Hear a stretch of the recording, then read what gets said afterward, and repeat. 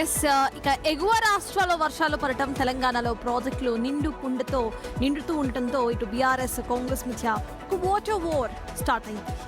మహారాష్ట్రలో భారీ వర్షాలతో 4 రోజుల క్రితం తెలంగాణలోని ఎల్లంపల్లికి వరద పోటెత్తింది. ఎల్లంపల్లి నుంచి నది ఇటు Nandi pump house, Gayatri pump house ద్వారా నీటిని రిలీజ్ చేసి మిడ్ మానేరుకి తరలిస్తున్నారు అధికారులు.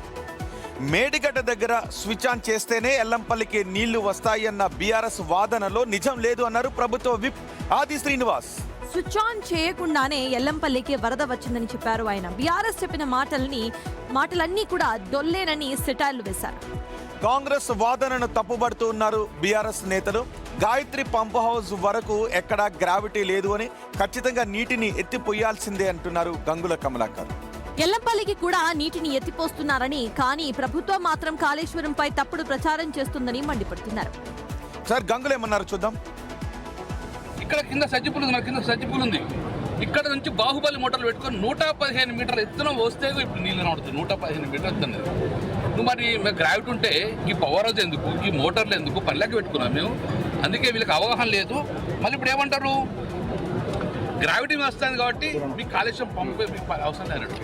సో ఇప్పటికైనా మంత్రులు తెచ్చుకోండి, మేడిగడ్డ నుంచి గాయత్రి పంపు దాకా ఎక్కడ గ్రావిటీ లేదు.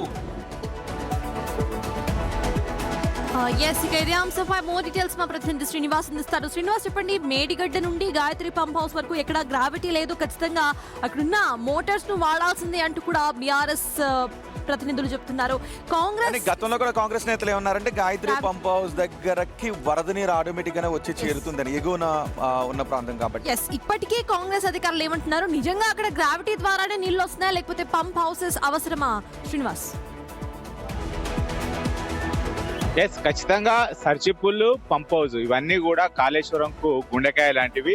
ఇప్పుడు కాళేశ్వరం ప్రాజెక్టులో భాగంగా నిర్మించినటువంటి అతిపెద్ద pump house Gayatri pump house నుంచి 4 రోజుల నుంచి కూడా 5 పంపుల ద్వారా నీరు విడుదలవుతుంది. దీనిపైనే ఇప్పుడు కాంగ్రెస్ మరియు బీఆర్ఎస్ మధ్య మాటల యుద్ధం కొనసాగుతుంది. అయితే కాళేశ్వరం ప్రాజెక్టు ఇటు పనికిరాదు అంటూ కూడా మొదటి నుంచి కూడా కాంగ్రెస్ ఇటు ఒక వాదనలు వినిపిస్తుంది. కానీ కాళేశ్వరమే గాయత్రి పంప్ హౌస్ దగ్గరకు నీళ్లు రావాలి అంటే మేడిగడ్డ నుంచి లిఫ్ట్ చేయాల్సిన అవసరమే లేదు. వరద ఎక్కువగా ఉందంటే ఆటోమేటిక్ గా గాయత్రి పంప్ హౌస్ దగ్గర లిఫ్ట్ చేయడానికి కావాల్సిన నీరు లభ్యత ఉంటుంది, అవునా?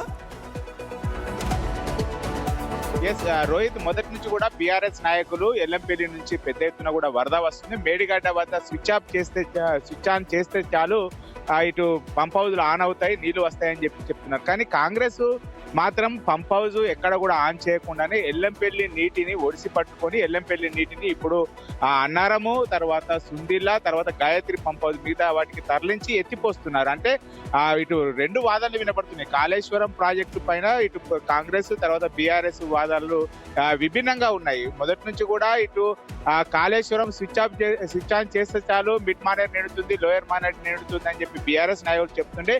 కానీ ఎల్లంపల్లి నీటిని ఒడిసి పట్టుకొని వరద నీరు వస్తుంది. వరద నీరు రావడం వల్ల ఎలాంటి మనకు ఇక్కడ స్విచ్ ఆన్ చేయకుండానే ఇప్పుడు గాయత్రి పంప్ హౌస్ ద్వారా నీళ్లు వస్తున్నాయి అని చెప్పి కాంగ్రెస్ నాయకులు చెప్తున్నారు. దీంతో బీఆర్ఎస్ నాయకులు కూడా కాంగ్రెస్ చెప్పినటువంటి మాటలను తిప్పికొట్టడానికి పెద్ద ఎత్తున కూడా ప్రాజెక్టుల బాట పట్టారు. నంది హౌస్ తర్వాత గాయత్రి పంప్ హౌస్ సందర్శించి ఇవి కనబడుతున్నటువంటి కేసీఆర్ యొక్క సాక్ష్యాలు, ఇప్పటికైనా కళ్ళు తెరవండి అంటూ బీఆర్ఎస్ నాయకులు ఇటు కాంగ్రెస్ కు ఒక సవాల్ విసిరారు. రైట్.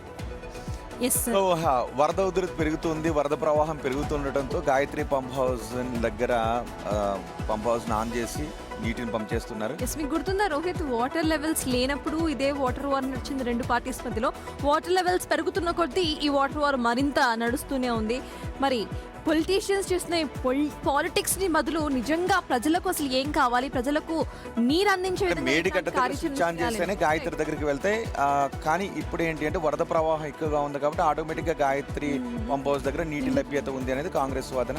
కానీ గ్రావిటీయే లేదు అక్కడ, సో ఖచ్చితంగా ఎత్తిపోయాల్సింది అంటూ బీఆర్ఎస్ వాదిస్తోంది. మరి ఏది నిజం అనేది ఈ వివాదం ఇంకా ఎటువంటి సుప్రభాతం